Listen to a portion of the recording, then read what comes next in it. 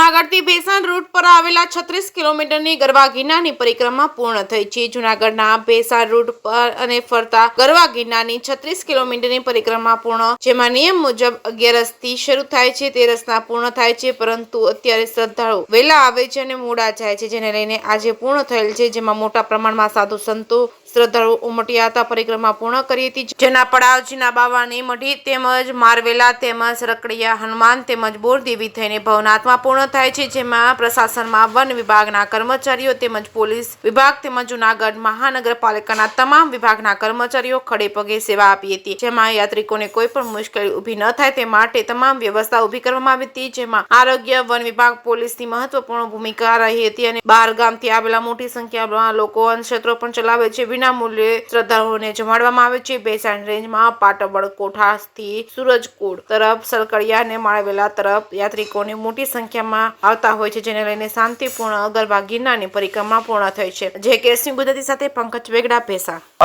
મારું નામ કિરણબા જાદવ છે, હું જામનગરથી આવું છું અને ગિરનારની પરિક્રમા કરવામાં બહુ મજા આવે છે। એનું વાતાવરણ સરસ છે અને આ વખતે પ્લાસ્ટિક મુક્ત આપણે પરિક્રમા કરવાની છે। જે પણ ઘરેથી આવો એ પ્લાસ્ટિકની કોઈ વસ્તુ લેતા ન આવતા, પોતાની સ્ટીલની બોટલ કે ગમે લઈને આવજો અને એનું વાતાવરણ પણ સરસ છે અને સ્વચ્છતા પણ સરસ છે અને આ વખતે સ્વચ્છતા પણ એટલી જ જાળવવાની છે અને આમ જો તો આનું સત પણ એટલું જ છે પરિક્રમાનું લઈ આવી છે। મારું નામ રણછોડજી મોહનજી ઠાકોર, ગામ રુદાતલ, પેટાપુરા, રામનગર, તાલુકો દેત્ર, જિલ્લો અમદાવાદ। हाँ 2 દિવસ में पूरी कर नाखी। 2 દિવસ पूरा થાય એમ એવું લાગ્યું તો બધું બહુ સરસ છે। જમવાની, નાસ્તાની, પાણીની બધી ખૂબ સગવડ છે, પરંતુ એક મુશ્કેલી એ લાગી કે જે ઘોડિયું છે ત્યાં ચડવાના રસ્તા બહુ જ વિકટ છે। સરકાર લાખો કરોડો રૂપિયાના મંદિર બનાવે છે, પણ મંદિરમાં જરા માણસો સાથે સગવડ તો મંદિરમાં કેવી રીતે થશે?